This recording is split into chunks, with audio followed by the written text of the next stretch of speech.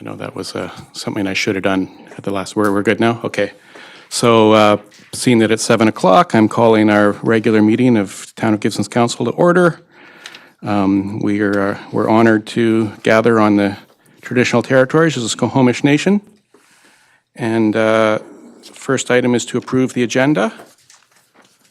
Moved by Councillor Kroll, seconded Councillor DeAndrade. All those in favor? The motion carries. And we're looking at minutes now. So minutes of February 21st, 2023. And we need to adopt those. Councillor DeAndrade, seconded by Councillor Kroll. All those in favor? The motion carries.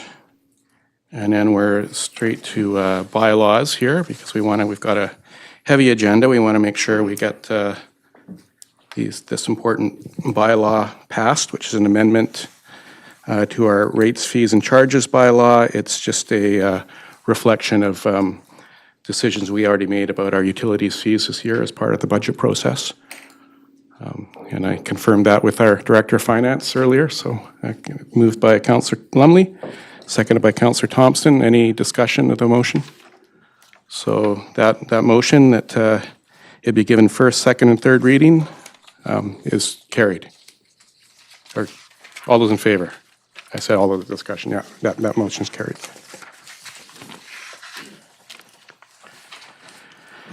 And now we have two letters of support, requests for support. The first one is a presentation that was made to us by the community. It's not in the recommendation, but Chris Hergesheimer made the presentation on behalf of the Sunshine Coast. It wasn't the Community Foundation. Getting them all mixed up now, but it's the Community Resource Center on the poverty reduction project. And they've approached us to be the lead partner, and I checked, we do have the capacity to do this, and it would require the SCRD and District of Sechelt to also be involved and provide the resolution of support.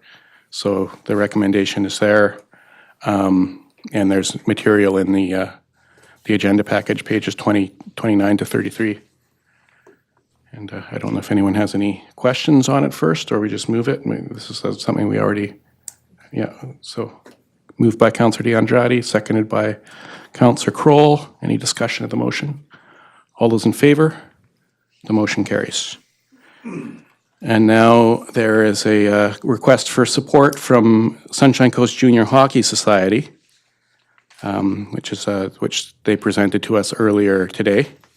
This is the same language they brought forward at their presentation. And we had an opportunity to ask them questions at that time. So we're looking, moved by Councillor DeAndrade, seconded by Councillor Kroll. Any discussion on this motion? All those in favor? The motion carries. And committee reports, those are for information. I think we'll take that for information right now, because we've already changed the recommendation to based on discussion earlier today on the Committee of the Whole. So that will be reflected in future meetings. And our first administration report is temporary use permit applications to allow non-principal residents residential guest accommodation. This is our second batch of this. We're looking at a brief presentation. And I'll go to the planning department. Thank you, Mayor. It's new microphones here. This report shares a second batch of temporary use permit applications to allow residential guest accommodation in a whole dwelling unit. And these Stream 2 applications are for short-term rental use of the dwelling unit for more than 3 consecutive months in the year. The town has received 11 new applications following council's approval of 22 applications in December of last year. The purpose of this report is to request council's direction on whether to initiate neighbor notifications for some or all of these applications. With council's direction to send out notifications, staff will bring the comments received from neighbors back to council for consideration before a decision at a March 28 meeting. And the 11 applications are as shown in the agenda in item 7.1. So notification requirements for temporary use permit applications are provided in the town's development application procedures bylaw and also section 492 of the Local Government Act. And the notifications include, posting a notice in the newspaper, as well as mailing letter notifications to neighbors within 100 meters of the subject properties. And finally, posting signage with application information on the subject properties. And site signs have been distributed and posted by staff to all of the applicants, and they're posted on the properties. Staff have also drafted a notification letter and newspaper notification, which are attached as attachments C and D in the report. And with council's direction, these would be sent out around March 15th. Council has the option to proceed, as mentioned, with notifications for all, some, or none if they wished of the 11 applications. But notification is required prior to making a decision to issue a temporary use permit, but it is not required to deny a permit. So if council chooses not to notify, it would be taken as denial of the application. So this map, which is enclosed with the report as attachment B, shows the location of the 11 properties. And applications in the second batch are largely clustered in the areas on the hillside surrounding School Road, with 1 property in the Bay Area on Cochrane and 2 in Upper Gibsons on Shaw Road and Payne Road. So I won't go through this table, but it includes details of the applications.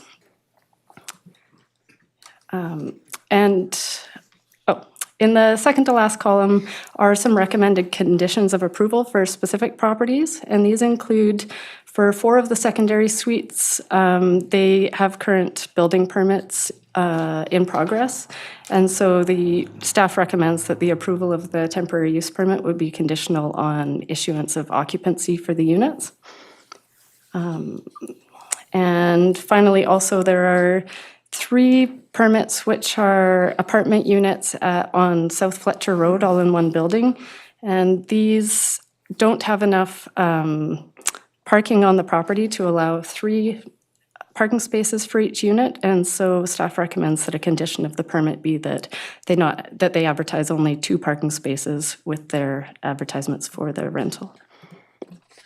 So I'll skip the analysis for now. It's all in the table. But staff's recommendations and alternatives are on page 1 of the report. Recommendations are on page 1 and the alternative is on page 8, should council wish to not initiate notifications for all of the applications. Staff's recommendation is to initiate notification for all 11 applications, as this is what was done with the past batch, and also it would give council the opportunity to have neighbor comments before making any decision on an application. So I'll turn the floor back to you, Mayor. Thank you. Okay, I wanted to ask a question in the report about the additional criteria that may be considered. Location, we've got that, so it may be considered. And the rental history is part of the criteria that we already see in front of us. And the history of complaints would come after this. Yeah, so in the council policy, I'm glad you brought that one up. The criteria include history of complaints. With the last batch of applications, concerns were raised by neighbors by applicants about making that information public and for consideration by council. We have staff, I might defer to Rebecca to answer this, but she's looked into the Privacy Act and implications of sharing complaint histories. So there's some gray zone, but we would prefer not to make those a public discussion, I believe, at this point. So if council would like to see them, maybe we can talk about what options there are there. Okay, yeah, considering we are in public right now, it might be more of an in-camera discussion at some point. I'm just seeing nodding about that, so that answer was sufficient then. Okay, thank you. Thanks. Questions on the report? Oh, well, yeah. Okay. You need to announce and I do, to yeah. publicly For the and same why. reasons Yeah. as previously stated, I will recuse myself from this.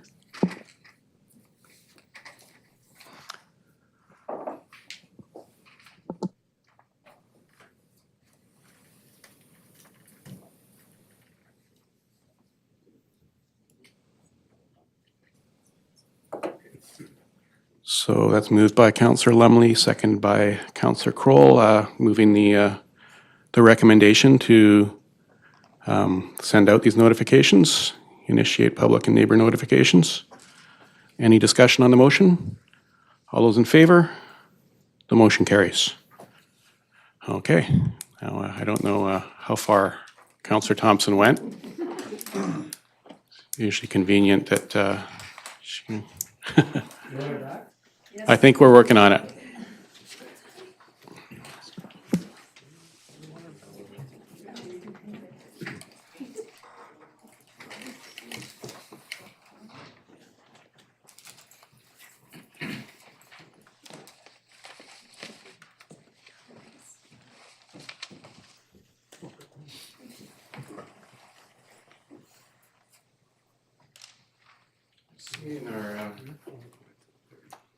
Okay. Do you want to?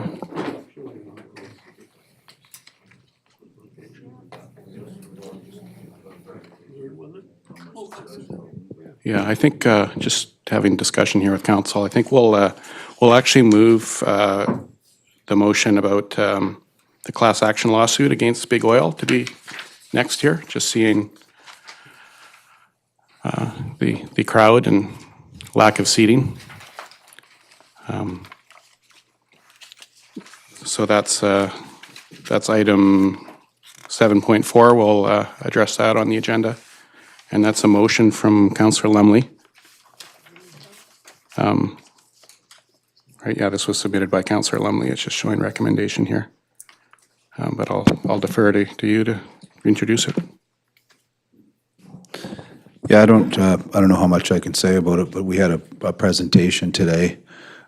Basically, the intention of this motion is to join other BC municipalities to try and recover some of the funds that we're going to have to spend on climate change, rising sea levels, all these things that go with it.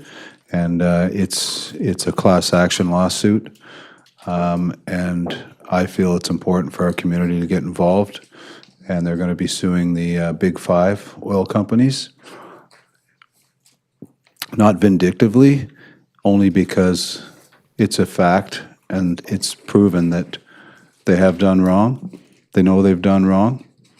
And that it's not just the recovery of the money that we have to spend on climate change, but it's also forcing these energy corporations, as was presented today, to work on alternative sources of energy, not just continually work in the vein that they're working in now. So I think it's important that we get involved. It's a pledge to participate in once we know that the suit is happening. It's $1 per citizen. I think that's cheap, or inexpensive, I should say. But so that's why I put this motion forward. Is there a seconder for the motion? I seconded Councillor Thompson, I saw first. Any more discussion on the motion? Oh, there was a discussion earlier today and an opportunity to engage with the presenters. So I will call the question. All those in favor of the motion?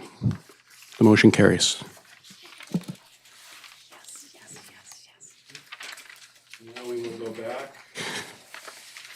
to item 7.3. I was hoping to free up some seats, but well, but also to get some quick things done early. So this is back to the planning department. Sorry for that. I know you were ready. You were primed to. Thanks for waiting. So this is on 835 Gibsons Way development variance permit. Okay, thank you very much, Mr. Mayor.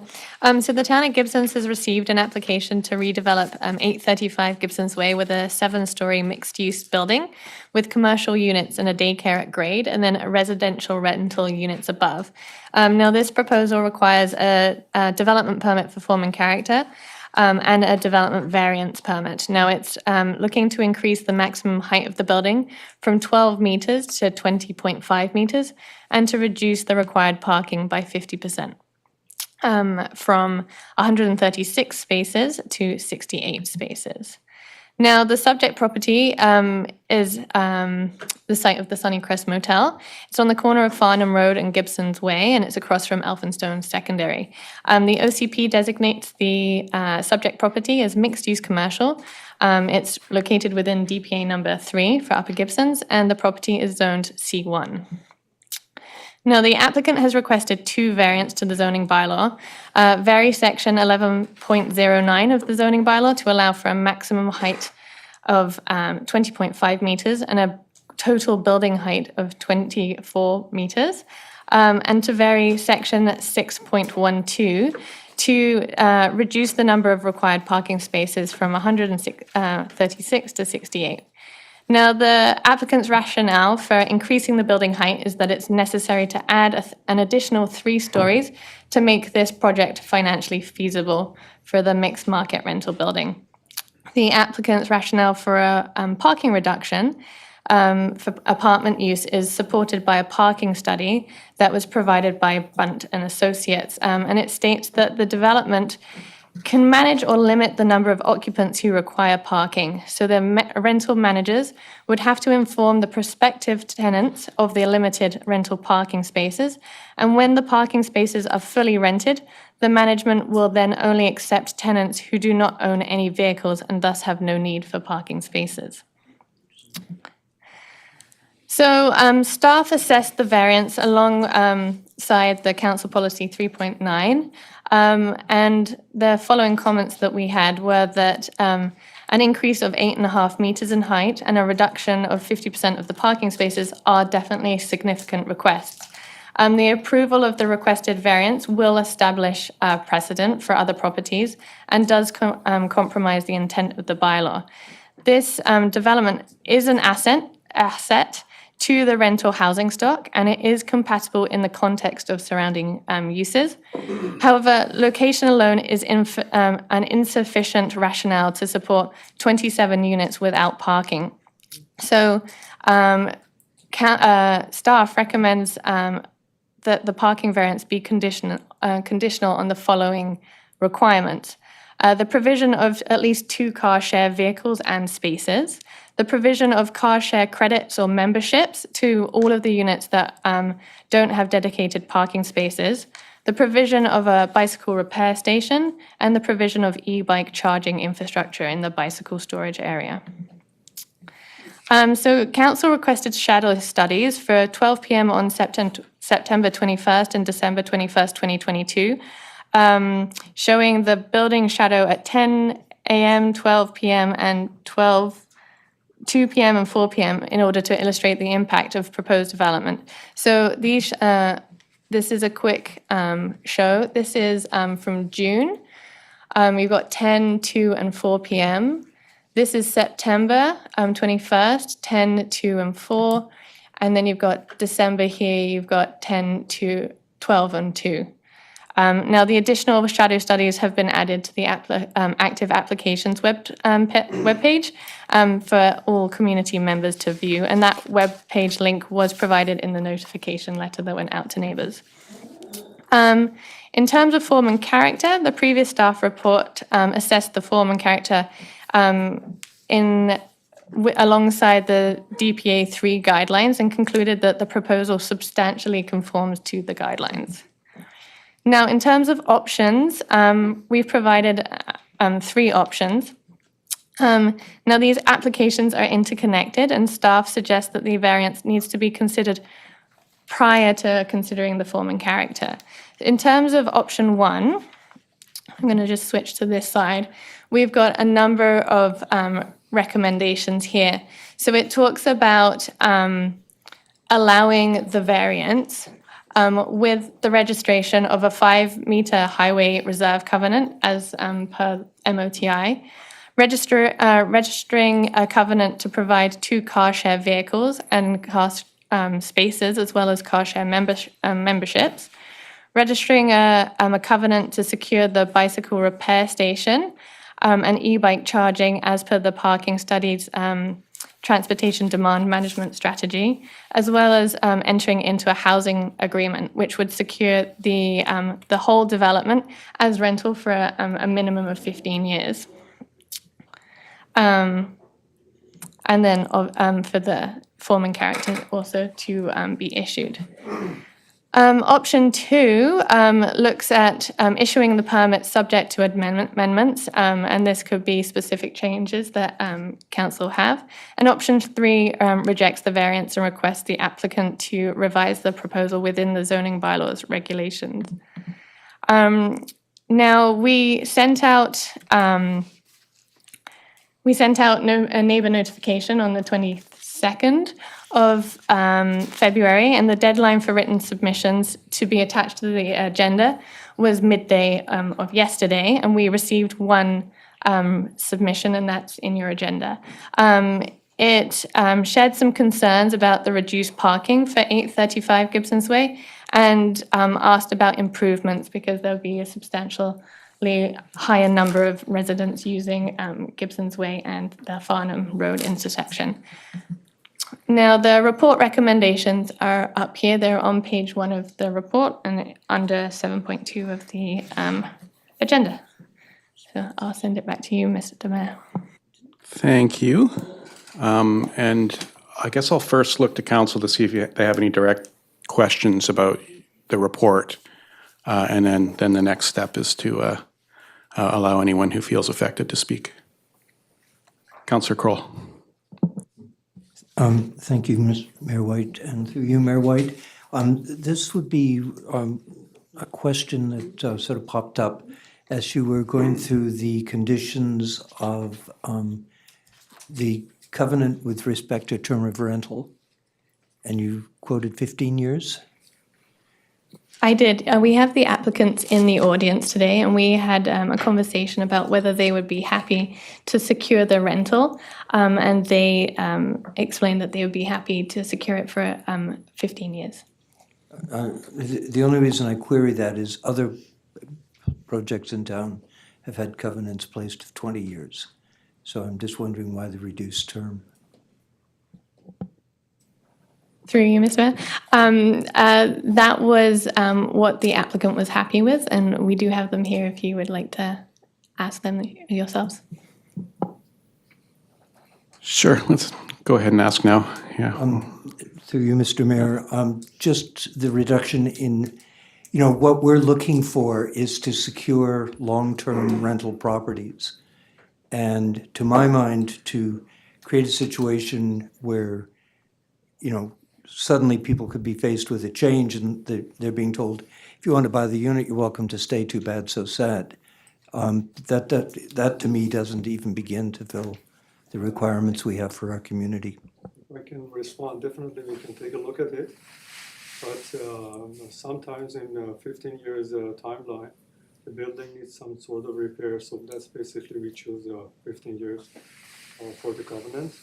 But we can definitely take a look at the details and then come back and then respond officially.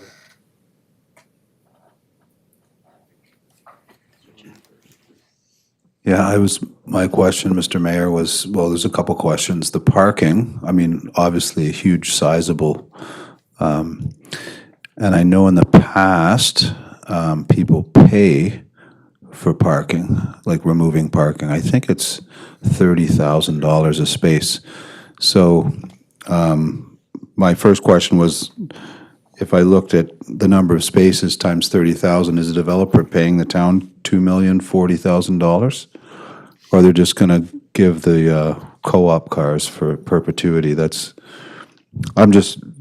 my question, is that, because that's one question. I can answer that because I think you know the answer. It's no. We saw in the presentation what Yeah, the, perfect. Okay. And then my other question is mixed market. Like, who's going to attack that as far as like defining that mixed market rentals? Like, we've had this conversation many times, like affordable, attainable now is the new word. All these, like, is it? I mean, I guess the shining star is that the Venture Way project, which I would consider affordable rentals in it, and the rental market's set at a higher rate. I just wondered how these rates, or what mixed market means, how that gets defined. That's all. Venture Way, people would the term would be probably market affordable. Was this called mixed market or mixed use? I mean, mixed use would be commercial, and I'll look to planning department to address this. Yeah. Yeah, no, it's just mixed use. It's not mixed market. Yeah. Okay. So that's okay. Well, Through the mayor. So the building is mixed use and mixed market, from what we understand. So the mixed use component is commercial at grade and residential above. So those are the two different uses. And then the mixed market is they've got a percentage of market rental and then a percentage of below market rental. And the developer might be able to speak more specifically to how much below market. We also consider different types of units in terms of the 1 bedroom, 2 bedroom, 1 bedroom plus then 3 bedroom units. So to get more type of units included in the building. okay. And I think there's interest in hearing more about the below market Okay, portion too. Yeah, we are following with the CMHC guidelines in terms of the how the affordable rent should be calculated and be incorporated into the design and the concept, I mean. So that's basically the guideline. We are following the CMHC guidelines for affordable housing. And is that for a particular number of units that are getting support from CMHC, or that's not for the whole building? That's for a number of units. For almost more than close to 20, 33%, 35% of the whole units. Okay. 29 of 81 units. 29. 29 of Yeah. 81. Other questions? I think I had Councillor DeAndrade, and then we'll go to. As a clarification, I had the impression that the reason council got sympathetic for this height was. I just want to stay away from getting into debate right now. Oh no, If I was we'll do that later, Okay, but so yeah, the but if you've got question is, questions, I yeah, had okay. the impression that the rent will be for perpetuity. So I don't understand so now it's 20 years, and what happened after? So we create housing for these people, and then the building owner decides to sell, and what do we do with these people?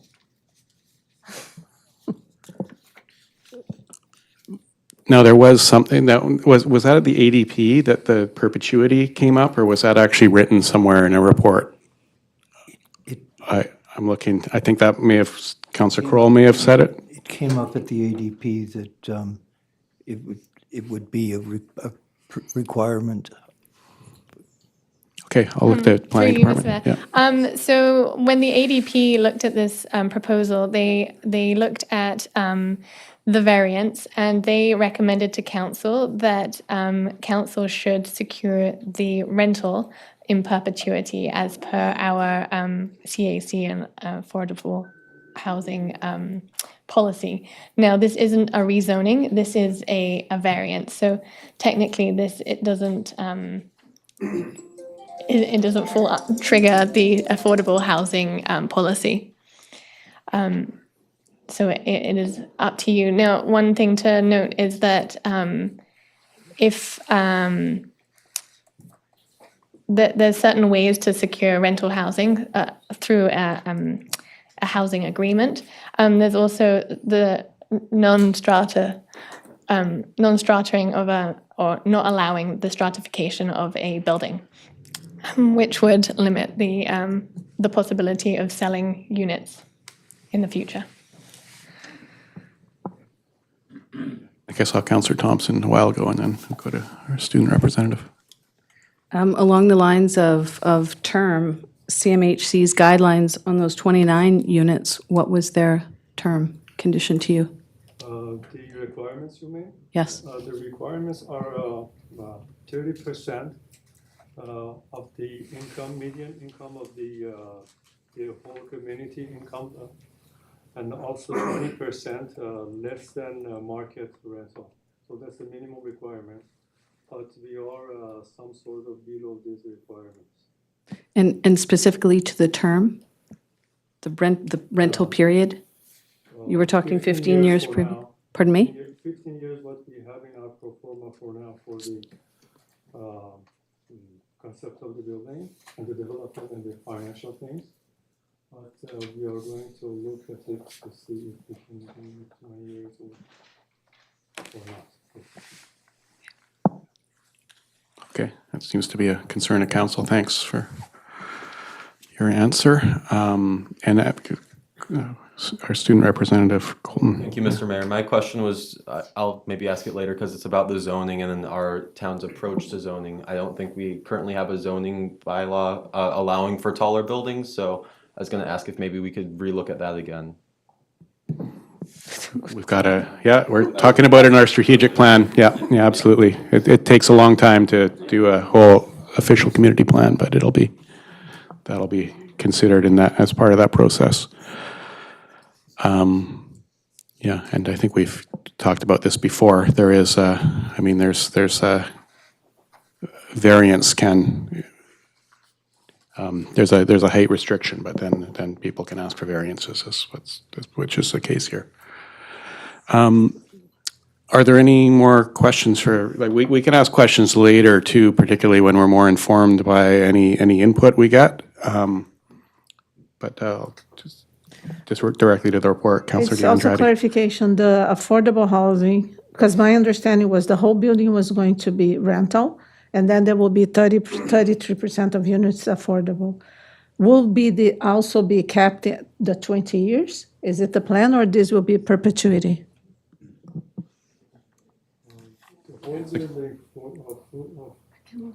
Sorry, yeah. the whole building is rental.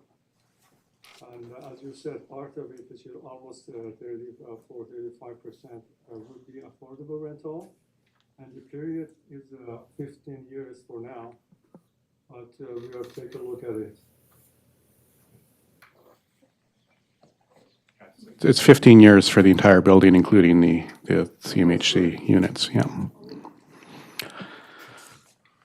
Okay, so we do have one piece of written input, and also for it's standard for us to offer an opportunity to be provided for any person who feels affected by this development variant permit 2022-06 at 835 Gibsons Way to speak at this moment at the council meeting. So see Andy there.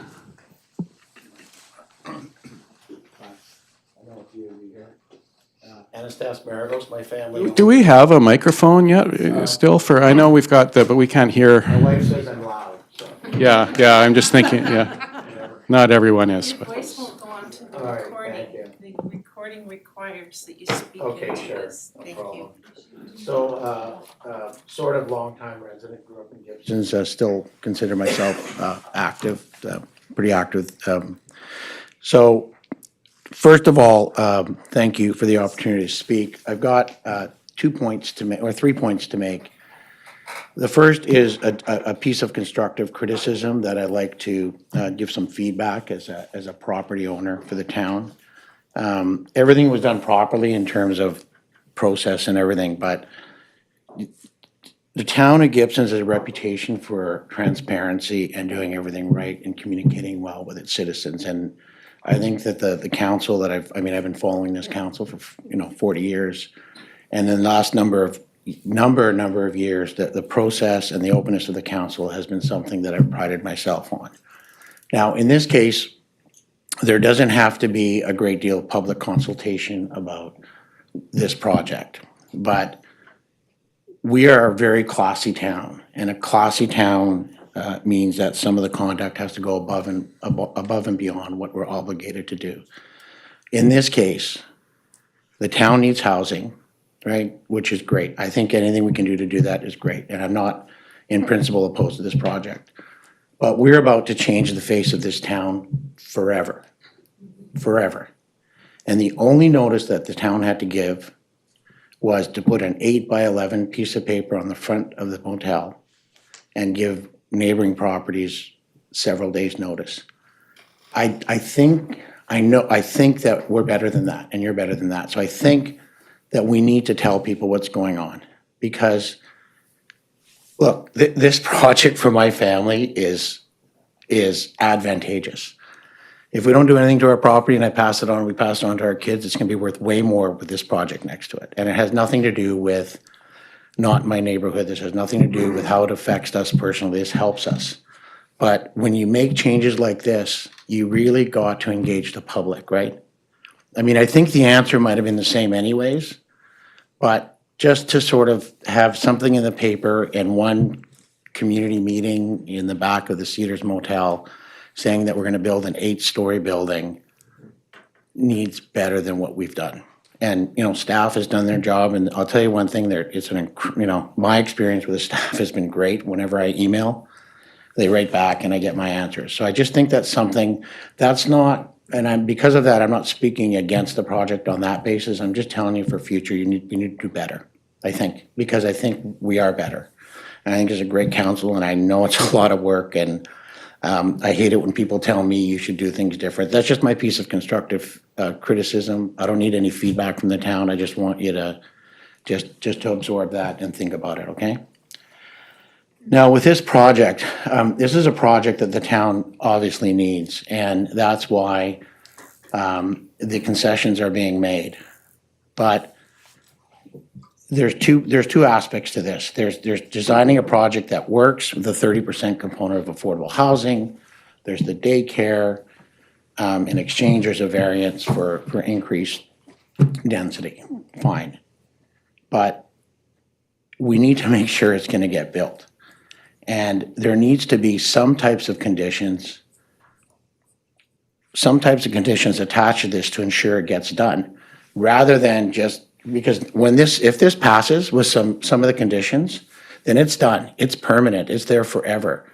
And if nothing is done, it's going to stay there in perpetuity, this zoning, I think, right? I think that's right. If I'm wrong, correct me. So I did, listen, and you guys feel free to answer any questions, but, I met with a developer and I did some napkin calculations, and I can be corrected, but we got 96,000 square feet, right? The gross rent on this at $3 a foot, unless that rent is off, it's gonna be about $1.5 million after expenses for renting and some vacancies, right? At a 4.5% cap, that values this property at $34 million. Construction costs at 375 are 37 million, plus soft costs of 30% puts the project at $47 million plus the cost of land, close to $49 million. CMHC, unless somebody's putting down $15 million, CMHC is not gonna be financing this. So I'm not saying it can't do it, I'm not telling you not to do it. But what I don't want, there's two things I don't want. I don't want the town to be so excited about having this project and it not getting off the ground. That's number one. From a personal perspective, what I'm not interested in is creating a white elephant next door, which is a project starts, there's not sufficient financing. We still have a parking lot in Lower Gibsons that's the product of not having due diligence. It's been empty since 1982. We've had 2 or 3 big projects in the town of Gibsons that have put contractors out of business because the financing hasn't been in place. So it's really important that those conditions, that something is done to make this project conditional on it proceeding. Right? And, you know, it might be great developers, you guys might be wonderful, know what you're doing, but you know what? I don't know you, right? I don't know who you are. All of the successful developers in Gibsons have started small. Longman, Mr. Burtnick, Spaney, they've all started small and they grew and they grew and they grew, right? So TR, you know, I looked up who they were. I saw one project in Squamish that had problems halfway through. And I mean, maybe it's probably finished by now. I saw a project, the Cleveland project, is it done yet? Yeah. Is it finished? So we need to know this stuff. We need to make sure they have a track record, right? Because building on the coast is also different than building in Vancouver in terms of, so we have supply of labor, we have a lot of things here, right? So it's just, so I'm not here to say, don't do it. I'm not here to complain, but you're changing what our town looks like forever, and we gotta be right. You gotta be right, so you can't pass it without any conditions.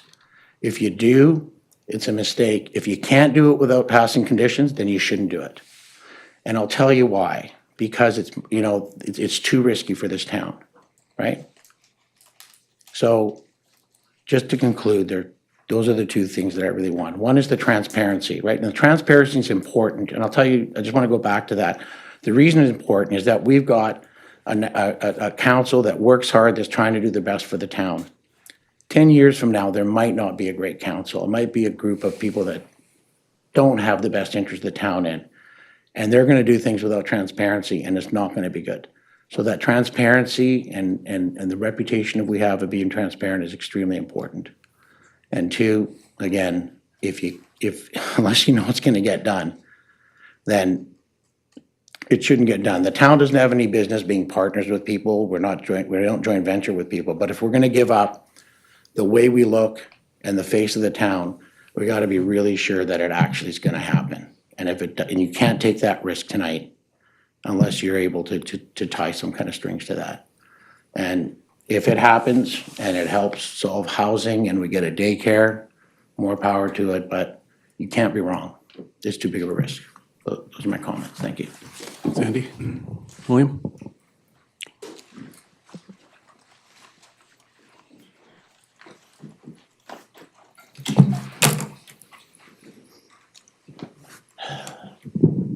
Good evening, Mayor and Council. I'm William Baker. I'm a property owner at 833 Ocean Mount Boulevard in Gibsons.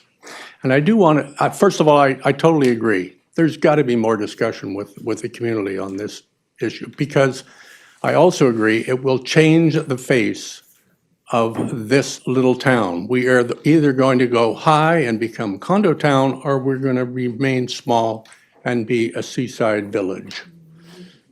But I don't think tonight is the time to decide that. So I really do urge you to have more interaction with the community. There are a couple of areas that I'd really like to highlight. One of these actually Councillor Lumley alluded to. One of the conditions on this particular project is a reduction of 68 parking spaces. Now, Mr. Burtnick had already indicated to us in a previous meeting at the dialogue that parking spaces now are $45,000 per, not 30. So a reduction of 68 means that there's a $3,050,000 benefit to the developer here, not to the town, to the developer, or almost $110,000 per subsidized unit of the, 28 units or 29. That's almost $110,000 per unit. That's a lot. Now, we're told that after the first 68, they will restrict tenants to those who don't have vehicles. I have no concept of how you can actually even ask that of a tenant. Do you want a vehicle? No, but I actually have two in my backyard. Like, that doesn't make sense to me. And who in the town is going to police this? Who's going to make sure that that actually happens? What's more likely to happen is parking will happen throughout the neighborhood and in the little plazas next door to this particular development. Because I don't believe for a moment that people who don't have vehicles won't apply. So no way to enforce it. We're told that we need 7 stories because it is not financially feasible otherwise. Has anyone on council or planning or finance verified that? Have they submitted, this developer submitted, their pro formas? How do we know that that's accurate? Is this just a matter of not enough profit, or is this really not going to happen unless they get to the 7 stories? I'm very concerned about that. We talked about this particular development in our initial dialogue in January 16th. There was a very strong direction from everyone in that really well-attended dialogue that we should do our OCP update before we take the huge leap to make, more than 4 stories. Because once you do it for one, we're now on that path. We will start getting applications. Probably the plaza next door will sell, the next door to that will sell, because all of a sudden, once this is approved, the value of those properties will go up so much that the owners will look at that and say, yeah, I'm going to sell to a developer. And you're going to get applications for more high rises and so on and so forth. I think there's an option 4 that isn't being discussed. Option 4 is ask the developer to pull back and wait for the community to get that OCP update done and then bring it back. Otherwise, I would really like council to vote for option 3.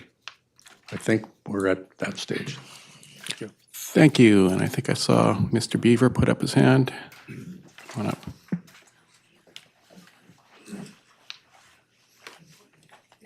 Al Beaver, 137 Oceanbound Boulevard, Gibsons, thank you. You probably know where this is going to go. This is a critically flawed project. It's critically flawed because it's based around a critically flawed OCP. And I mean not just a little bit, hugely. This unit comes out to 374 units per hectare. It's massive. Even our highest designation is 110. Anyways, I think William just said it. Pick number 3, go back and redo the OCP, bring it in line, get rid of all those problems, because it's not just this one, it's the next one that's up on the agenda, and everything that's up right now for a development permit approval is all critically flawed, because you cannot possibly ever make a good decision on a critically flawed land management plan. That's it. Anyone else who feels affected by this proposal? Interested in speaking? Feel affected by this proposal? To answer your question. Well, how do you? Just curious, because I mean, it's about the height preference everyone's going after, but more or less, even if it's 15 years or 20 years, I grew up and was raised on the Sunshine Coast, and a lot of people here need housing. I really wish that this project goes through. I really do. I just think that we do need the housing, and we do need the new look on the coast. We need to be able to come up and just the eyesores need to be improved. I wish you guys would just approve the build. I see another hand there. Suzanne? I just actually have a clarification question. Is it that, well, I'm just gonna stand here. This project will be affordable for 15 years and also rental for 15 years? And Yes. after those 15 years, Will still be rental. But the APC has suggested we should have it as rental in perpetuity. Is that correct? Okay. It's fairly standard that covenants have a time limit on them, like the one, I mean, I'll look to planning to maybe provide more information on this, because that's just that's my understanding as a council member, as covenants usually have a time limit on them. And probably because, yeah, buildings age, as we've heard from the developer here, but I'll look to planning to explain that more about time limits on covenants. Sure, thank you, Mayor. Yeah, so when this is, I guess, a negotiation, they're asking for a height increase, and they have offered rental building. In the past, the town has done rental agreements for 30 years. I believe Ventureway was 30 years. And in the recent CAC policy update, it was changed to ask for rental in perpetuity. There are different ways to secure rental. You could do it through a rental covenant with a term. You could do it through asking for no stratification of a building. And in that case, the building couldn't be stratified. So even after the term expires, then there would be another process to stratify in the future. So there are different ways to secure rentals, and I don't think there's the perfect way to do it, but in this case, it's an offer. They've offered 15 years to secure it as rental through a housing agreement. So that's what's in the report. So, Michael? Can I speak? Yeah. My name is Michael Dorr. I live at 400 Stewart Road in Gibsons. And I am against the parking item on this one. The idea that you can say to somebody that you can not rent a unit if you have a car, I'm wondering about the legal aspect of that anyway. And then if you rent a unit and then buy a car, you get kicked out of the unit. Is that a possibility? And on the numbers that I have, is that the developer is asking for a 50% reduction. The town says he requires 136 spaces, which is a little misleading. He has 81 units, and here's the math. 81 units times 1.5 in the bylaw is 121.5 spaces. Plus 15% units for visitors is 12. Retail is 1 space per 45 square meters, so that's another 4 spaces minimum. Day car parking rules are not in the bylaws, but you'd need about 6 spaces for pickup and drop off, I would think. There's no mention for handicapped, but you should probably have 2. And then we don't have anything for commercial delivery, and we don't, so the minimum would be 144. So I think that if you put everybody on the street, or half of them on the street, you're going to have a bit of a problem around the town. So. So another hand there. Go ahead. My name is Jan Van Paul. I'm resident Gibson. I have a concern. It's not only about this project, but about it is a water problem we have in this town. I think every building that is going to be built should have a grey water system. It saves 30% of our drinking water. That's all. Thank you.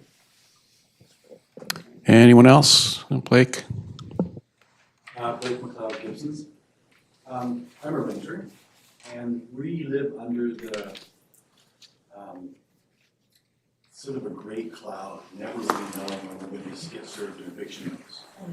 And there's a variety of ways in which that can happen, and it's often talked about on social media and so on. A lot of people get all of a sudden, and I'm talking about the 3-month minimum that they're required to have, but all of a sudden find themselves without a home and with nowhere to live.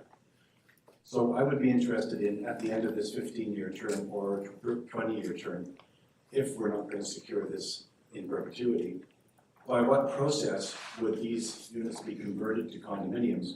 Would it be gradual? Would there be incentives? Would there be allowances for the people who are forced to find a new place to leave early, so that it would open up a unit perhaps for that renovation work that would be done? And I understand I'm also a building owner, I have residential units, and I understand that after 10 years, if the person doesn't care for the unit, it's trashed and it has to be gutted and redone.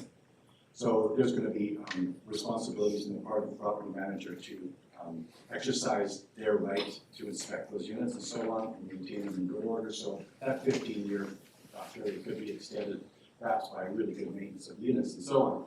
Those units are probably overturned a number of times, which will allow them to raise the rent. That's where the market's going, and lower them to attract other people.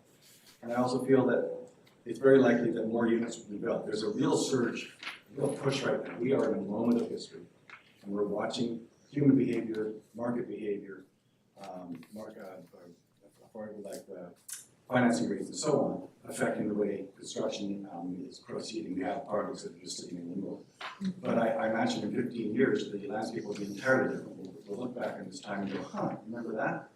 So what I see now is the market has lifted the cost of rentals enough that money's interested in pouring into it again. And we're going to see that. We're seeing it already. The next proponent's coming up and they're offering to do something that we're going to talk about in this regard.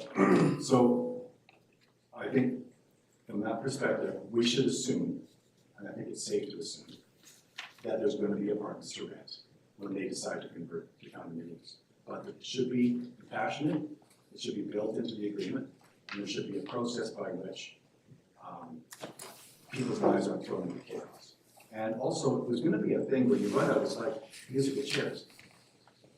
When it comes time to that 15-year mark, those units will be unrentable in a way, unless the market situation is really still desperate.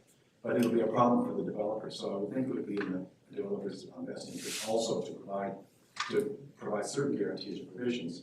And then when it comes down to it, to say, yes, you could buy, or you're just going to only have this for 3 years, and then stick to that 3 years and convert it down. So there shouldn't be a hard line of 15 years to 30 years. There should be some kind of transition, some formula to allow for compassion. Thank you.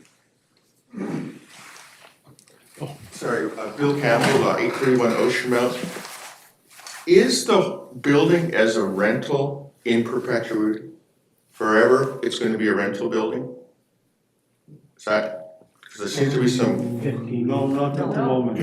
Okay, so the building itself, you're only committing that it will have rental units for 15 years?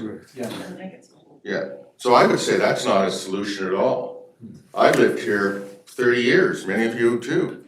I've lived that is not a long enough time. My opinion is that the building itself should be rental forever, and the subsidized housing should be at least your 20 years, because as Blake says, where are those people going to go? We have to make decisions based on the facts before us today, with all due respect, not hypothesizing on what they might do in the future. Thank you. Anyone else? Okay, we'll go back to council discussion. Then on this, we have been presented with 3 options. And there is, it's true, there's we have exercised that 4th option before of however, what will happen is notifications do have to happen again every time. Is my understanding from planning that this does need to keep going over again. Councillor DeAndrade. Thank you. I have a question regarding the parking study, because perhaps it's here, but I didn't see. My understanding of a parking study is you do a whole assessment of the impact of parking. What I understand from this study, the suggestion was just like, okay, you don't need, because you can tell people that they cannot have a car if they want to rent a unit. But again, and I have been thinking this throughout this process, I mean, there will be no monitoring So there will be some parking impact. So is there any impact study in this regard? And I see some proposal from a letter even to perhaps connect Fanhar with maybe thank you, with Davis Street or something. I mean, some suggestion. Is there any consideration that has been made? Because I'm pretty confident there will be parking issues. So is there any study done in this regard on impact of the neighborhood? So has there been a parking study done on the full neighborhood? No, there's I've not seen. been on the whole neighborhood, so the parking study is specific to this application. Councillor Lumley. Yeah, a couple more points. Mr. Baker, sorry, your math is wrong. It's 50,000. So the savings on parking is 3.4 million. But I won't tell your previous accounting firm that you screwed up some multiplication. The parking is a concern for me, of course. The variance, not so much for a few parking spots. I mean, I think it worked. It has worked in the past. I can almost see a variance for the affordable part of it, but I think the 50% reduction, I don't see 68 people sharing 2 cars. I'm not sure that's a solution. And then the other thing, which somebody touched on already, which I've spoken to the mayor about previous to this meeting, was that it is a giant project. And you know what? There's a giant project, and I'm going to speak out of turn. I guess I will, because I don't know what's going on, but I know there's a few crappy roads and a whole bunch of trees that got cut down at Gospel Rock, and I went for a walk up there, and there's a rusty truck. There's an empty trailer. I have no idea what's happening up there. So I think projects this size, I would almost like it to be, I mean, I can only ask this for myself, but, you know, council should almost be putting the developer, and I think there is, and this question, Mr. Mayor, would be for planning, there is a process by where an independent accounting firm but will be able to look at the financials of the developer and report back to council if, in fact, they have the financial means to make this project work. Because, I mean, I agree. Like, imagine, and there's nothing against these gentlemen sitting in the audience. I don't know them. They look nice, but just if something goes sideways, it's just so much complications and wrong. So if we just had that financial, you know, if we just had that information to say, yep, that no problem, they have no problem finishing this project, I would really like to see that. They don't have a problem finishing these projects. I'd like to see that. You can see it. We'll prove it. I'd like to ask staff about that, about our ability to take that step for a variance. I don't know if we. Sorry to put you on the spot. It might be something we need to look into. Yeah. Okay. I was asking staff, so CAO. Through you, Mr. Mayor, in my experience, that's possible would have to have a couple of things. One would have to be voluntarily provided by and the town would have to agree to some terms that information is kept confidential and would be for council's eyes only in that sense. They could also be asked, this would be out of a land economist, for example, that would provide an opinion, and that it would provide a summary letter with an opinion for council's consideration. Councilor DeAndretti. Thank you, Mayor. To me, I mean, the parking is a big issue. Another thing is the impact that's going to have, because we don't really understand. I mean, my other fear is if this was the only property, under these circumstances. But at the moment we say, yes, all the properties that are in the same zoning, they would come and they would ask. And we don't understand the impact. And I agree, the OCP amendment, doing it first, would make more sense, because then we can really discuss growth appropriately and where all these tall buildings would be located. My understanding, the reason we even considered this building was the amount of rental housing. And now I see that 15 years, in 15 years, and 15 years can go like that. We're going to have now a hot potato in our hands, because we may have a lot of people displaced. So what's the advantage of going through, creating impact in the community that we don't understand? That's to me, the building looks good.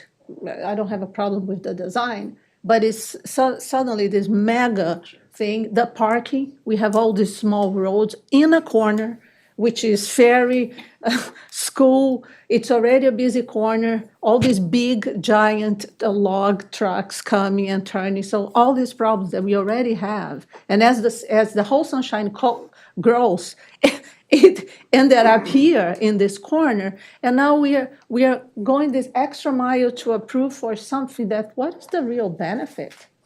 Like a short-term benefit that would create medium to long problems. Thank you. Okay, I'm not sensing any full-on opposition from council at this point. That's not what I'm hearing from anyone at this point. I'm hearing concerns about the covenant term, especially. And that sounds, so far it's sounding to me like it's enough of a hang-up that we're not ready to support this tonight. That's generally what I'm interpreting. Possible to. And I'm just going to finish. And then the parking's a big concern, unsurprisingly. So I think probably what we're moving towards, I would expect we'd be moving towards tonight, from the discussion I'm hearing, is, interest in more discussion on this, and some of these issues being resolved to council satisfaction. And I want to encourage council to kind of head down that path and be able to give our staff and the developers an idea of what that satisfaction is, I guess, if that's, but if I do see the developer has an interest in addressing those issues tonight. Thanks for coming here, to be here on hand to talk to us about it. Does anyone else have anything else you want to add before? I will let the developer speak on these. Councillor Dobson. I was just going to add that it is we went into this evening, I think all of us, considering that this was going to be an in perpetuity rental situation. That's even getting past all the other issues, which parking is major in such a downtown. Our downtown core is, that's a very, very big hurdle for sure. I can't get past the rental timeline. 29 people, just based on the affordability, housing affordability issue, they will be displaced at 15 years. And I think that weighs more heavy on me than even the parking, which weighs heavy. Thank you. There was, in the written submission, there was, and I think it's at least one person has brought it up here too. There was the concern about Farnham Road and the traffic.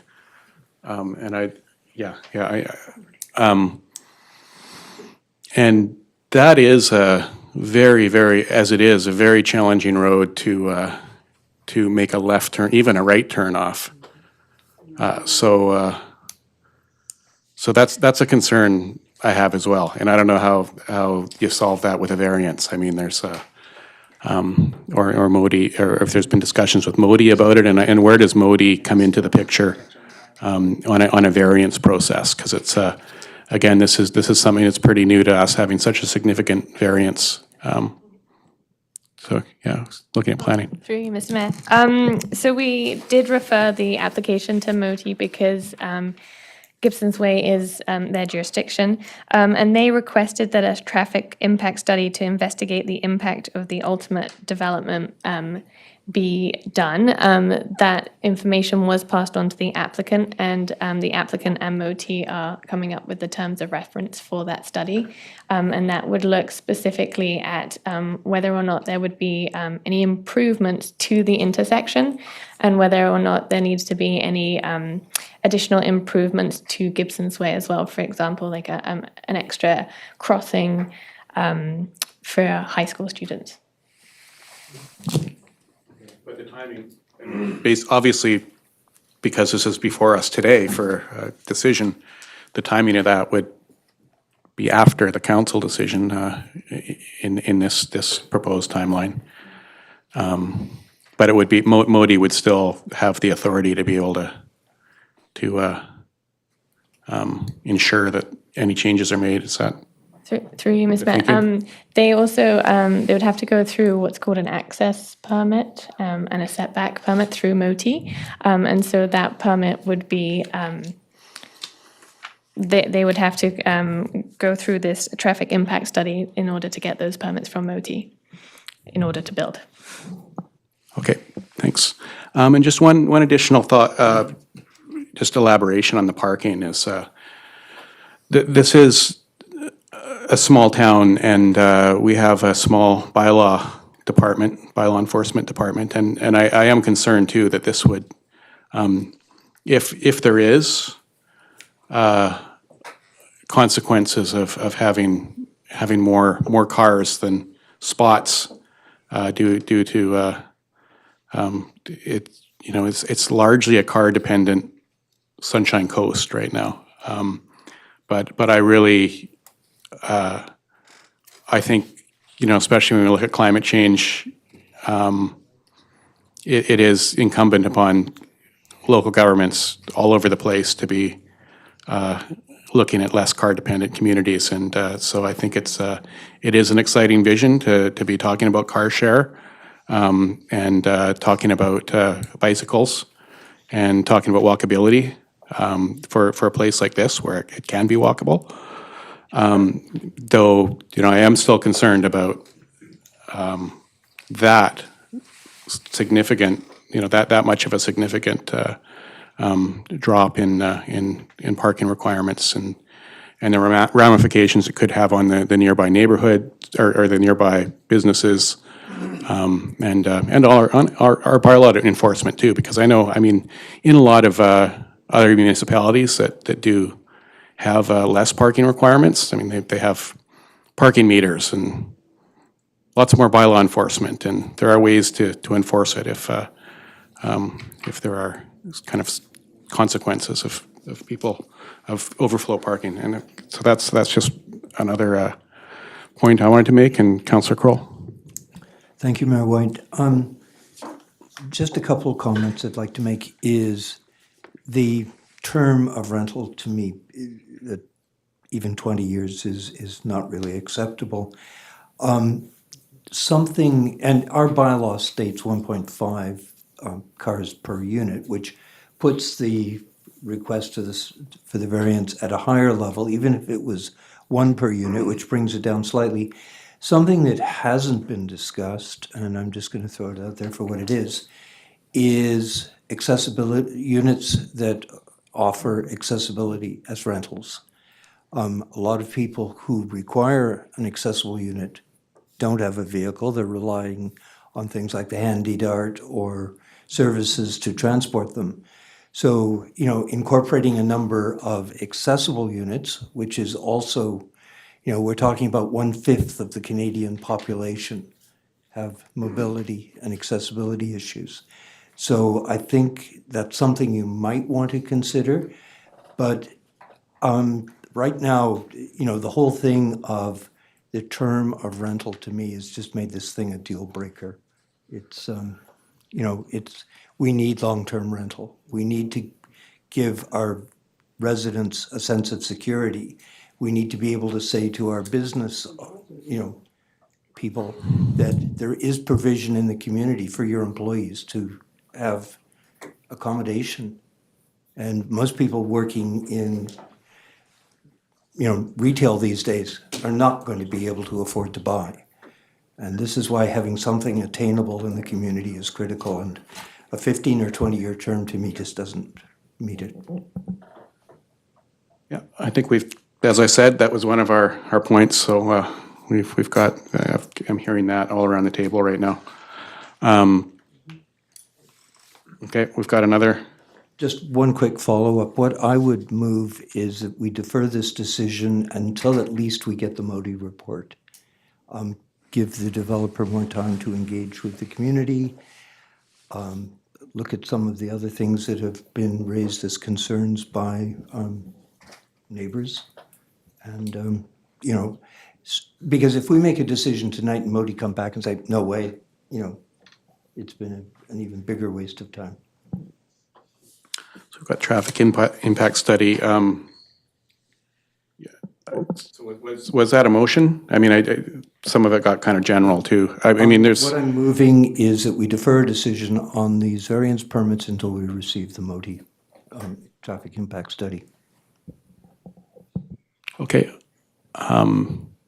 And I think, it's understood that there are some other issues to talk about before then, but I'll look to staff too to see how that could play out. Thank you, Mayor. It would be helpful to get some clarity on what else you would be looking for in order to approve this variance so that the developers know what they need to come forward with at the next stage.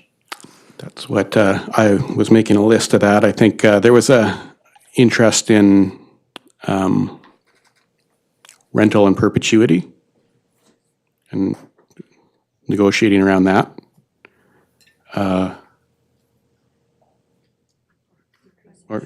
Do we have any more details on parking, or what council's interested in there? I mean, I've kind of heard, well, maybe one per unit would be okay with the car share and cycling encouragement.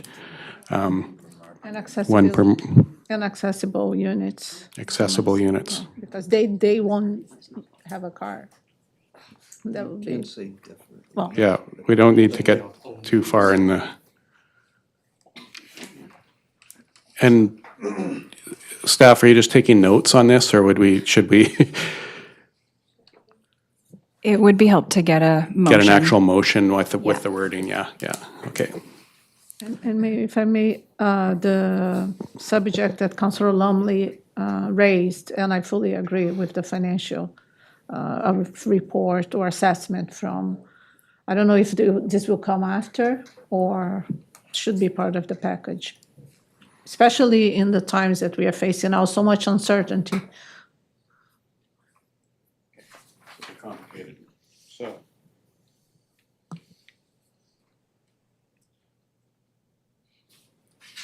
So I think we're looking at a request for more financial. I don't know what the best way to word it would be. More I'll look to CAO. Yeah. May I, Mr. Mayor, if I, perhaps one suggestion is that that the town employ the services of a land economist to get an opinion letter on the viability of the project. And they would. And that would include what Councillor Lumley was suggesting, with actually seeing the financial viability of the. The town wouldn't be a firm would look at those at those documents on the town's behalf and provide us with a letter for your consideration. Okay. On its viability. I think maybe we can make that as one motion. And but Councillor Lumley, do you want to? Yeah, thank you. I had no interest in personally reviewing their financial situation. Yeah, let's rely on a professional. Okay. Not that I'm not a professional, but. So do we have that wording down that CAO Machado suggested? So far, I have a list going. Yeah, we'll just do that one right now. Just this I know, one right yeah, now. I it's have getting the too town- complicated. That the Okay. town will, I guess, request an opinion letter on the financial viability of the project. I think, is that good enough? I mean, we talked about And you had it land named economist and things, by a land. Land economist. Yeah. Thank you. but that's sufficient. So were you making that motion? I want to try to move. Okay, we don't have a motion. I need the know, motion to but- be made. But can I clarify first, and then we make a motion that, Okay. I think I'm seeing two things. One is the feasibility of the project. The other is whether the developer can meet Yeah. the financial demand. So I see two things, because the project may be viable, but we don't know. We were talking about tracking records. We don't understand. We don't know the developer. What I heard from our CAO was that this land economist or whoever would be forming this opinion would be consulting with the developer and Okay. would be looking at the financial viability of the developer as well. Okay, thank you. With I think our director made a good point earlier that I think there would need to be some kind of cooperation here, and probably legally there would be, and if there isn't, then we wouldn't get an opinion, and that wouldn't be. We'd be without that information, and council. It sounds like council wants that information, so I think the developers heard that. So that was the motion we've got. We heard the motion from the corporate officer. Councillor Lumley, are you willing to move that? Was your? Yeah. Yeah. Seconded by Councillor DeAndrade. Any discussion on this motion? All those in favor? The motion carries. And now, Councillor Kroll, you had a proposed motion earlier that it didn't get a seconder, but because we were still kind of working through it, I think. But it was that we defer this project until we have a traffic impact study. Now, there was a interest in the developer engaging the public, I think you brought up too. So would that be a public information meeting?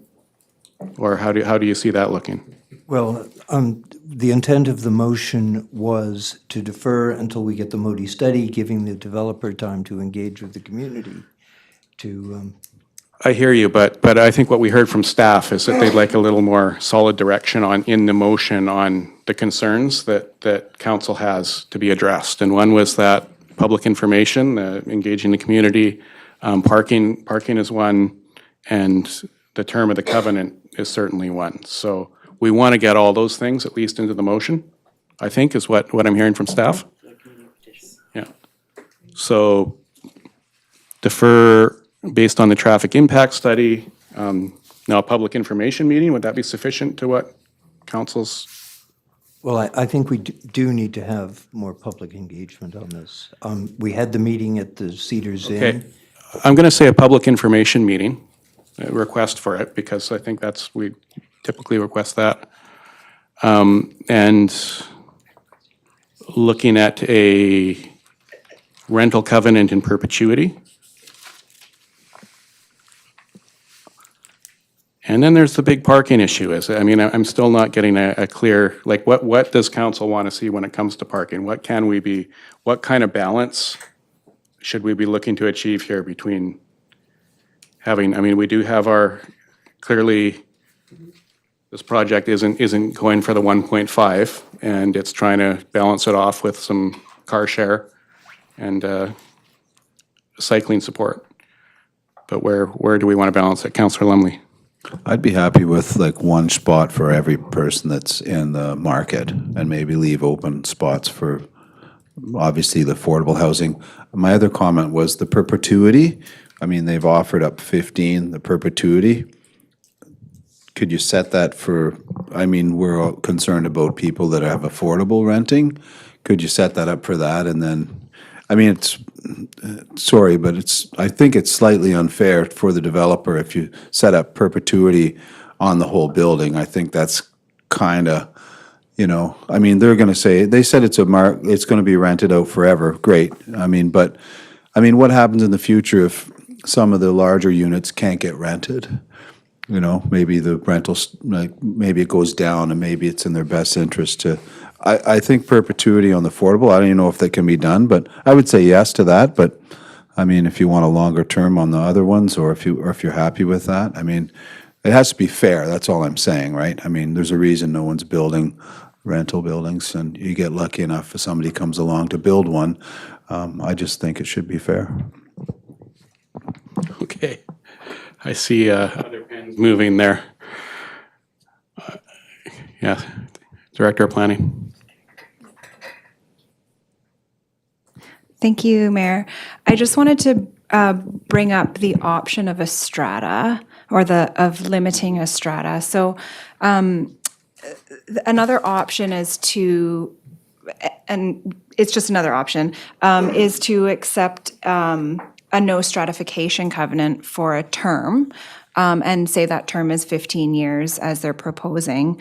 After the 15 years, if the developer wanted to stratify the building and cut it up into individual titles so that each unit could be sold, there is a process for that, and it is a council decision. So it would be a council decision at the time, and council would need to consider the priority of rental accommodation over privately owned housing in the area, any proposals for the relocation of the people living in the residential building, the life expectancy of the building, projected major increases in maintenance costs to the condition of the building, and any other matters that council of the day feels is important and relevant. So through that strata conversion process, those things have to be considered. So that might be a middle ground if financing is dependent on this term. If in perpetuity is too vague and there's no financing for that, there might be the consideration of a no stratification covenant for a 15-year term. But then again, you're relying on a future council to consider what the rental market is or what the vacancy rates are in that time. What I've got here is, Councillor Cole said, so defer this decision pending a traffic impact study, a public information meeting to be held by the developer, and further negotiation for more parking and longer rental security. Could that cover off the possibilities of that? And I think the developers here and has heard concerns of some people wanting to talk about perpetuity for sure, and there being an openness from some on council to be more flexibility on that. Colton. Thank you. I was wondering from the crowds, or sorry, not the crowd, the public's attendance here, expressing great concern over the possibility of approving this building's setting, like how it would set a precedent, which could change the town in the long term. Would this community information session allow for the town to have all that engagement to make a decision like this, if it could set this sort of precedent? No, it would be totally specific to this project. Yeah, and it's and it doesn't set a precedent in. I mean, council would still have to make a decision on this after the public information meeting, and really, it doesn't set an automatic precedent like everything just gets passed because one is passed. It's other projects would still have to come to council one by one. Councillor DeAndrade. Thank you. This regards CMHC funding. If we could get a letter as part of the condition, how to say, intention of approval, something like that from CMHC, because they might look at the project and say, well, we are not going to fund.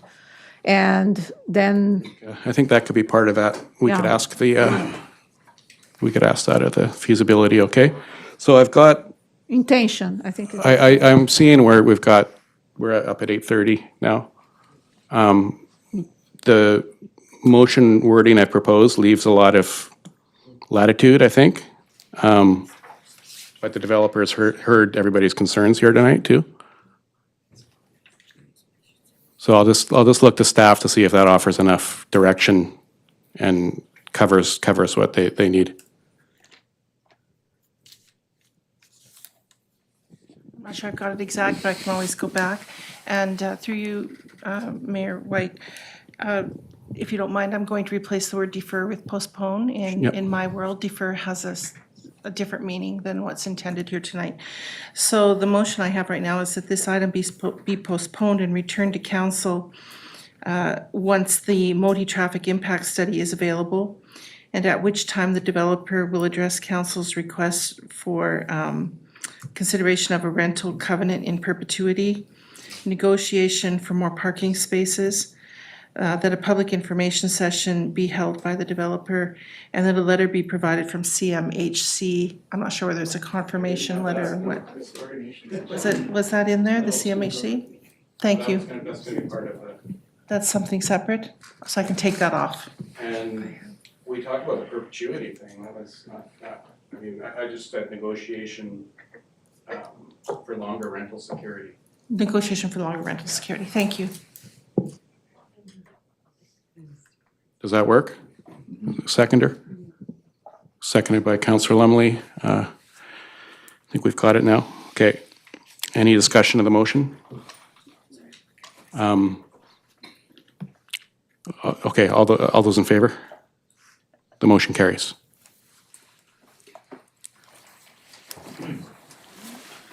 Yep. I would like to make the motion with regard to CHMC because It's not needed because our CAO has already indicated he's going to ask the land economist or whoever. It's part of the financial feasibility of the project. CMC as well? Okay, Yeah. thank you, thank you.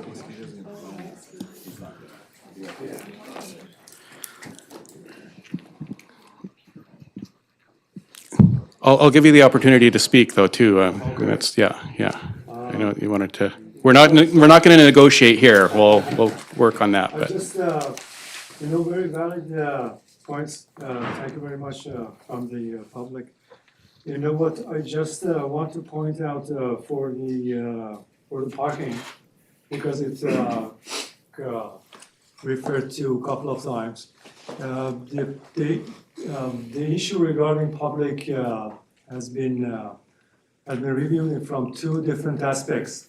One from impact of the neighborhood. So by that, we just consider to have the amount of parking equal to what is zoning is right now. So we are not going to provide more. We are not going to bring more traffic to the area. That's one thing. In terms of demand, we just try to get feedbacks from the consultants by getting basically a parking study, which basically encourage the community to accept it and encourage the whole neighborhood to use different type of transportation.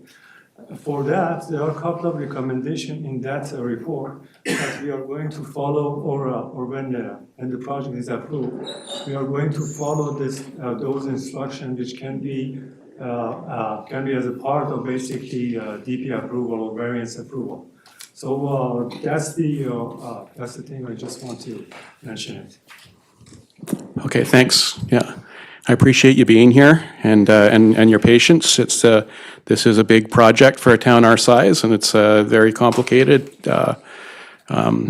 for even us to Thank you very much. get our heads around a building of this size. I know it might be small in other areas of BC, but it is something we need to take a lot of thought for and have a lot more discussion. So, thanks again. Can you add some words? Yes. First of all, thank you very much for the councillors, the planners from the city and the public here. I'm the project architect, and at the same time I'm a AMC councillor. So I have two different hats. One is considering public interest is what I should follow as a project architect. My other hat is considering the benefit of my client. So I have two hands, and I should follow the rules to make something makes a win-win for the public, and at the same time makes it feasible for the client, for my client, let's say. I really appreciate that the time that you all councillors are put together for this project. I really appreciate to hear and understand that you are at the same time considering the public interest, and also you are looking at the fair deal with the client. That is very good to hear that wording from you all. We hear the public concerns about the project. We'll get together to see how we can reduce those and make sure that as much as possible, the public interest is met. Thank you. Within the project. Thank you. This is my goal. Yeah, thanks very much. And now we're moving to another big project that we're got all on the same agenda tonight. So this is 529 Gibsons Way. Thanks again for coming, yeah. Thanks.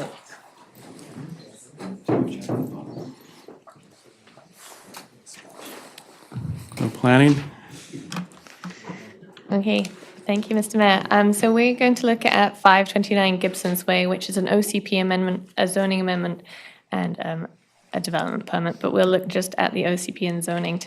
So the subject lot is comprised of two properties located on the north side of the Five Corners. The blue outline shows 529 Gibsons Way, which is developed with the historic Stonehurst residence, while the yellow outline property is lot 23, and this is a town-owned lot containing two public parking lots and Inglis Park. Now, on October the 6th, 2020, Council voted in support, in principle, of selling a portion of lot 23, Gibsons Way, to facilitate a development proposal at 529 Gibsons Way, subject to zoning approvals. The current land use designations of the lot under the OCP are public and community uses, which are in blue, and residential tourist accommodation in brown.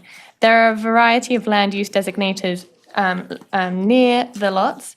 So to the south and the east, we've got mixed-use commercial, while the residential tourist accommodation and various residential designations are located to the north and the west. The current zoning of the subject lots are downtown commercial C5, which is in the red stripes, and the comprehensive development area 1, or CDA 1, in the pink. Now, the purpose of CDA 1 is to allow for the continuation of existing uses until development and rezoning in accordance with the OCP is proposed and approved. As with the land use designations, there are a wide variety of zones surrounding the subject lots. So we have various commercial zones that are located in the south and the east, while residential zones and a continuation of CDA 1 extend to the north and the west. Now, the orange line here shows the current property line, and a number of changes are proposed. Now, a lot line adjustment will occur, and that will separate Inglis Park from the upper portion of lot 23. The zoning amendment includes three main changes. We have lot 22 will be changing from CDA 1 to the new site-specific zone CDA 3, and the upper portion of lot 23 will change from C5 to CDA 3, and the lower portion of lot 23 will change from C5 to PRO. Now, the OCP amendment focuses just on the Inglis Park, and that will change from public community use to park and recreation.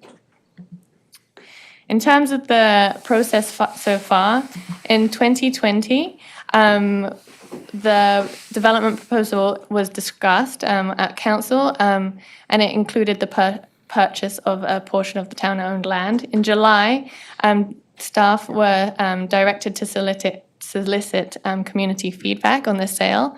And in October, council supported in principle of selling that portion of Lot 23, subject to zoning approvals. In 2021, on October 6th, there was a public information meeting that was held at Gibsons Public Market. And on October 19th, the application was submitted. In 2022, March 30th, council directed staff to hold a workshop. The workshop was held on May 24th, and in June, first reading was read. Then the application was revised over between August and November, and that's where we are now. We have the resolutions to date too. So this resolution was to authorize the selling of a portion of Lot 23, subject to the zoning approvals, and that the land be sold for no less than $725,000, or the amount of a second current property assessment, whichever one was higher. This one is for the workshop. Sorry. This one was for first reading. Now, there are several changes to the proposal. There was a decrease in the overall number of units. We went from 26 to 22. A decrease in height, a decrease in massing. A traffic impact study was submitted, and an updated CAC letter has been received. Now, the next few slides show the original design on the left and the revised design on the right. So this is the school road elevation. So 3 units were removed from the top floor of the middle building, which is directly behind Stonehurst. And this reduces the overall height and massing of the building. I'm not sure if this is going to work. Oh, it's not. Okay. Can I? Okay. Okay, here we go. Okay, so you can see this is the new proposal, and you can see that those 3 units have been removed, and that the red line, it's slightly delayed here, the red line shows the original height, and you can see that this is now the new height. An additional unit was removed from the upper building to accentuate the building massing and stepping down of the hill. I'm just going to switch this off. This is the Gibsons Way elevation. Again, on the left we have the original, and on the right we have the new proposal. This elevation shows the removal of those 3 units, and it substantially lowers the feeling of the building to the front here. This is the north elevation, and this shows more articulation and visual interest, as well as lowering the building heights. In terms of community amenity contributions, there are 3 main community amenities. Preserving the historical integrity of the Stonehurst building through a covenant and through his heritage designation, the $150,000 towards the new English Park, and providing 16 underground parking spaces. Now, the CDA's 3 zone has been amended with the revision of the proposal. So the number of units permitted on the site has been reduced to a maximum of 22. And staff have also removed the custom parking requirements, as the development now meets Part 6 of the zoning bylaw. Now, the revised drawings have also been attached as Appendix D, which showed the lower building heights too. In terms of the development agreement, this is a document that outlines the conditions of a development, and it provides a roadmap for the developer and the town to ensure that items that council negotiate today or through this OCP and zoning amendment process are secured. So staff recommend that as a condition of the OCP and zoning amendment, that a development agreement incorporating all the items that are listed in the term sheet, which you have received an updated one today, is executed as a Section 219 covenant after 3rd reading and prior to adoption. Now, the term sheet includes provision of CACs, subdivision of Lot 23 to separate English Park from the northern portion through a lot line alteration, the sale of town land at assessed value after rezoning, strata conversion application to the town to convert Stonehurst building into one strata unit, and then the transfer of public parking to the town. This is the OCP and zoning amendment process, and we are at the beginning of the process. So first reading has begun, or has happened, and we are looking at second reading. Now, prior to public hearing, we have an option for the developer to hold another public information meeting so that the public know what they're talking about when they get to public hearing. Now, when we get, I'm gonna move on to here. So there are a couple of options for council. We have option 1, which is to proceed with the proposal as presented. And all the relevant recommendations are on page 1 of the staff report. Now, this option moves the proposal forward and it allows for additional public participation. Excuse me. In the form of a public information meeting as well as the public hearing. Option 2 requests changes prior to scheduling a public hearing. Council may request further changes to the proposal before scheduling that public hearing. And then option 3 is to deny the application. And then the application would be closed, and then council's approval in principle to sell a portion of lot 23 to the developer, subject to the adoption of the rezoning, would be rejected. So in terms of option 1, there are a number of recommendations that go with moving this application forward, and I've just put them up there for council to look at. Thank you. Any questions on the report first? I know this has been in front of incumbent councillors for sure for quite a while, looking at that timeline. Councillor DeAndretti. Thank you, Mayor. I have a question that I actually have asked a few times, and I'm going to ask again. Why does this project, there's a policy in our OCP that says, first of all, that neighborhood plan areas where there is discrepancy between general townwide policies and neighborhood-specific policies, the neighborhood policies take precedent. And the neighborhood policies in this case is the Harbor Area Plan, which says, Policy 5.1.2, in order to maintain a village scale and character in Gibson's Harbor area, building height should be limited to 1 or 2 stories on the higher side of the lot, and 3 to 4 stories as seen from the lower side of the lot. So in the higher side of the lot, there's 4 stories. And this, I never saw this policy in this report, and I have asked, so why this policy, that is an OCP policy, these 2 policies are never mentioned in this report? So we are approving something, well, we may approve something that it doesn't comply with the OCP. The OCP is clear. I know you've asked this question before, as you've mentioned, and I'll look to staff to answer it again. But then I think we need to hold it at that.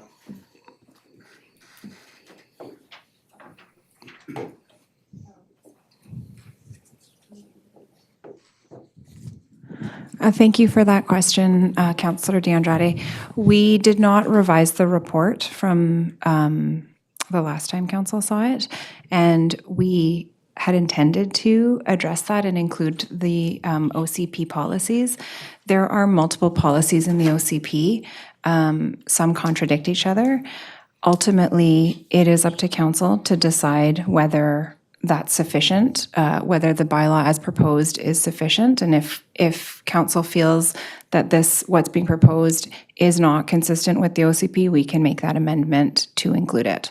So ultimately, either you could ask them to change the height again and consider that one piece of the policy, or you can look at the other policy, which is looking at a 4-story building in this area and consider it that way.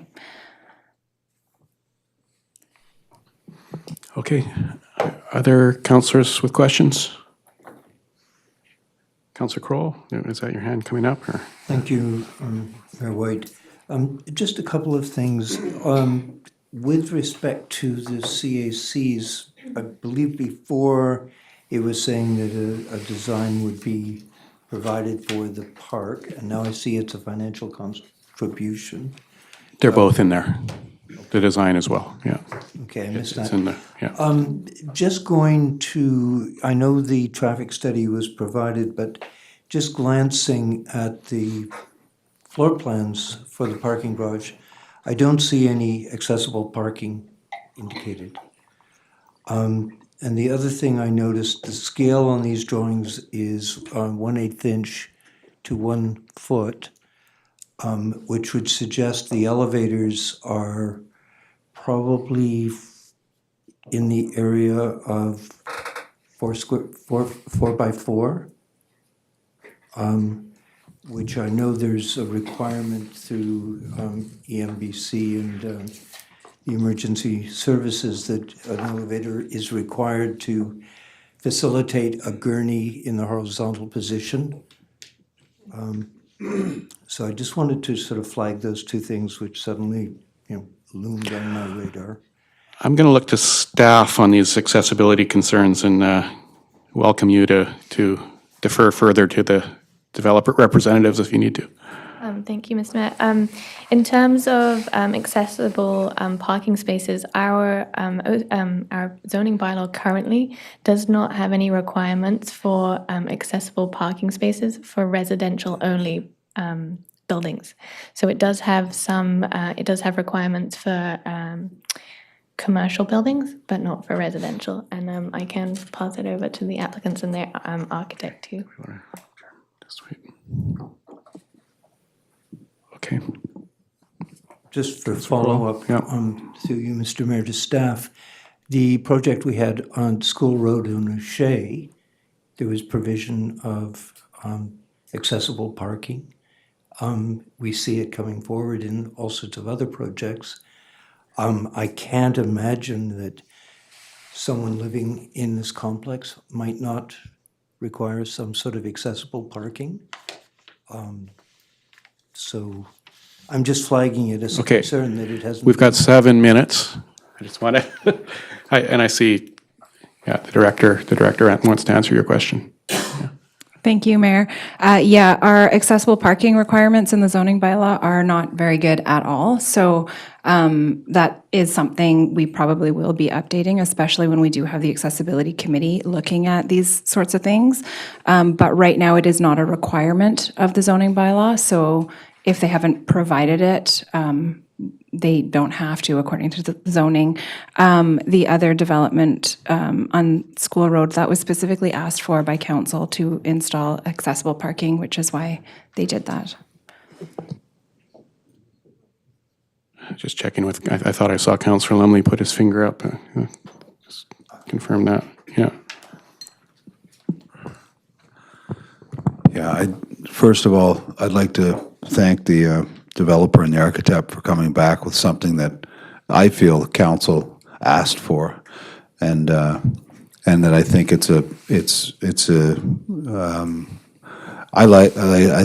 think it looks really good. I think you guys did a great job.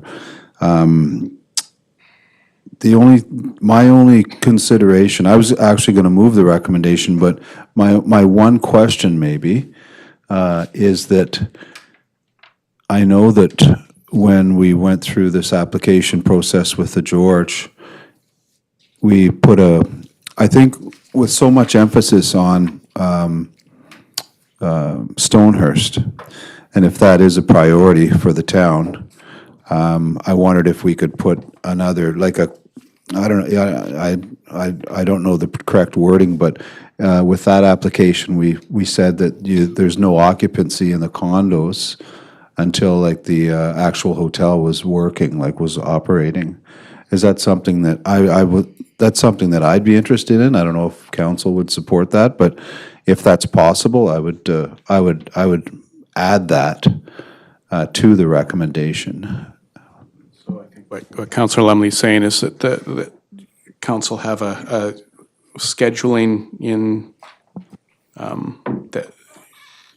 in the conditions that the renovation and heritage designation or covenant of the Stonehurst building be completed first before the sale of the, okay.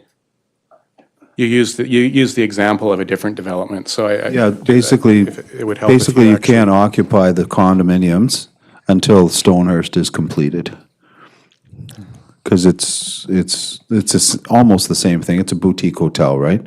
I just don't want to see that get left on the wayside and maybe take longer to complete. This way, you kind of push forward the development at the same time. Am I not making any sense? No, it's just that the first time you expressed it, you expressed it in terms of the George instead of this, so. No, I that's said why- we that's what put that, became confusing. we put that condition Yeah, on which that we're not talking development. about tonight. I know, but Yeah. I'm just saying, Yeah. I like it. Okay, I'll look to staff about this particular question here, if that's, and the developer is here too. We don't need to be negotiating at this meeting, but So it sounds like council wants occupancy to be provided for Stonehurst first, so the commercial component to be developed. well, it's a question from one counselor at the moment. Okay, before the residential occupancy, and that would be up to the developer. Can I comment on that? Yes. Yeah, so we do have a plan for that. So Stonehurst, obviously we're all aware that it's not easy to house workers here on the coast when the time comes for construction. So that's, as part of our construction plan, we are hoping to be able to use Stonehurst as a place for the workers to reside in and for our own purposes as well during construction. So that's something that we are relying on. So that, as far as construction sequence goes, that's not going to be a possibility to do that first, and then, that's just adds more complexity and complications for us. So, but we do intend to make sure that everything is, that works out. It's to our benefit to make sure that everything is completed as a whole as a project and ready to go. So I don't think that's a concern to have, because that is definitely something that is to our favor to make sure that it's all completed together. There is, in the term sheet, it does say prior to occupancy, right? The discussion about Stonehurst here, prior to occupancy of the building, or just where is it in the current schedule and term sheet? Sorry. Sorry, Mayor, can you repeat that question? Sorry, okay, so that's conditions of so I think now Councillor Lumley, it says, now it's the conditions of rezoning would be a commitment to preserve Stonehurst. And that commitment would be either as could be part of the covenant, it could be heritage designation, I understand, right? So that commitment is there in the conditions of rezoning. So I think that's what we're currently looking at as a way to. That designation, as I think we spoke, the wording should just be the stratified unit of Stonehurst to be designated heritage. The designation beyond the original building is the point. The stratified unit of Stonehurst, not the property itself. Because, if it doesn't go through and we don't go through with the whole thing, we don't want such a thing on covenant in case we want to come back with something else. So, so the heritage designation will be on the stratified unit of Stonehurst. That's what we agreed on. Right. Okay. Okay. So that answers, we're at 9:00. I need a motion right now if we're going to extend the meeting or the meeting's over. Councillor Lumley. Yeah. To how long? 9:15? Yeah. Okay. Seconded by Councillor Thompson. All those in favor? The motion carries. Councillor DeAndrade. Thank you, Mayor. I would like to make a request that council consider applying policy, the Harbor Area Plan Policy 5.1.2, and reduce to 2 stories the height of the building on the higher side of the lot, because this would open a precedent for this whole area. That's another thing to consider. So if we approve Stonehurst, this is a policy that is in the OCP, and just for clarification, the policy above the 4.2.3 is clear, that says when there is discrepancies, the neighborhood plan takes precedence. So even though there's discrepancies with policies, that's clear exactly to protect neighborhood plans. And I feel this is being completely disregarded and saying this is ultimately is our option. But the policy. Could I call a point of order? Please? Go ahead, 'Cause we do need a motion to, Only, sorry, I go ahead. apologize, but we've really discussed this 5 times. This could be 5 stories. It's just a matter of the the director of planning already reviewed that there's, the OCP contradicts itself. So. This isn't the point of order, though. This is, you're debating. So Well, I no, think I'm the just point of moving- order I is just wanna move more, the- I'll accept the point of order in that a motion was made and now we're debating it, but there's no seconder for it. So I need to have a seconder if we're going to debate this motion.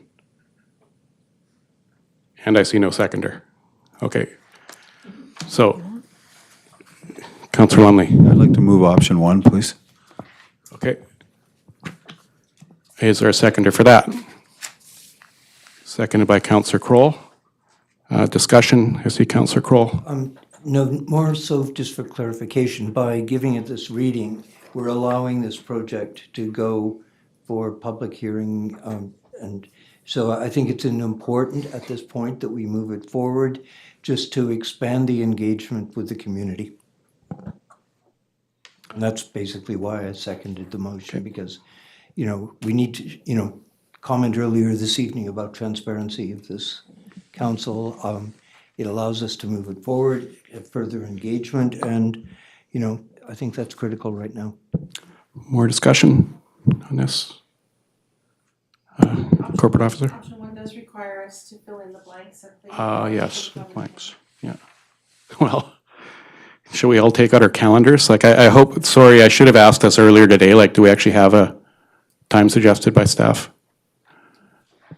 We don't have a time suggested, but if council Can't do it wants this to way. say April, March or April, then we can poll council and narrow that down, if that works. Public hearing be, Held in April. The 11th or the 25th of April. 25th of April? The Okay. 11th or the 25th of Yeah, I'm April. sorry we're in this situation. I think it would be better in the future if we have a date there, and then if it doesn't work, then we can bring it up, but if we all see it, it'd be better. Yeah, Councillor Kroll. I know there's procedure involved with placing ads and one thing and another, but I believe we also have spring break in there, and a lot of community members may be away.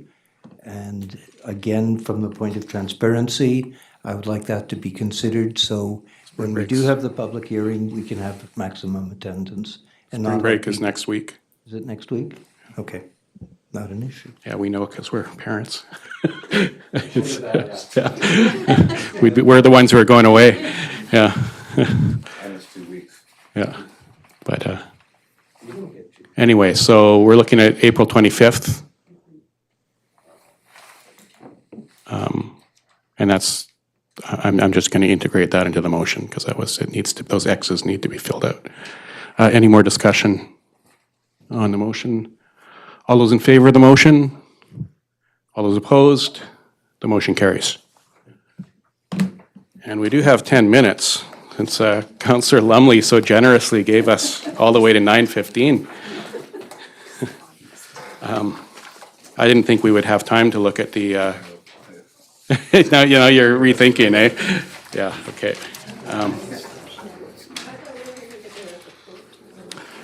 So regarding the SCRD report, this did not come, so I don't have that from the SCRD. But I'll provide it to council as soon as I get it. And the code of conduct is in our agenda package. This is one we've been talking about for a number of months. It's required that councils, local governments consider codes of conduct in the first 6 months of every term. And we looked at the former code of conduct that the council passed last term. We looked at some other best practices. There's one from North Vancouver, one from Nanaimo, and also the best practices suggested by the provincial government. There's and UBCM. There's a lot of information on their websites. They've had committees look at this, so it's all tried. The attempt is to amalgamate it all into one, but in a simple and concise way. And that's what's before council, and I'll look to see if there are any questions about it first. And we could, if we want a longer discussion on this, we could defer it in the future. Councillor DeAndrade? Just a clarification, because I actually look at the document that Councillor Crowe sent with the difference, but I'm looking at a page 145. That's what it. Do we have two, the old code here? Oh, do we have that again? I'm not sure. I'm just a little bit confused. Do we have both here? Yeah, the one from February 8th is here. Okay. So which one we are approving the one on page 145? Is that correct? It starts before 145. Hold on, let me just see if I can figure out which page. So you have the former staff report, which attaches the one that was adopted last year. And then starting at page, goodness, I'm trying to figure out which page it starts. It's 145, I think. Is it 145? Okay, thank you. I'm trying to see on here, so. Yes.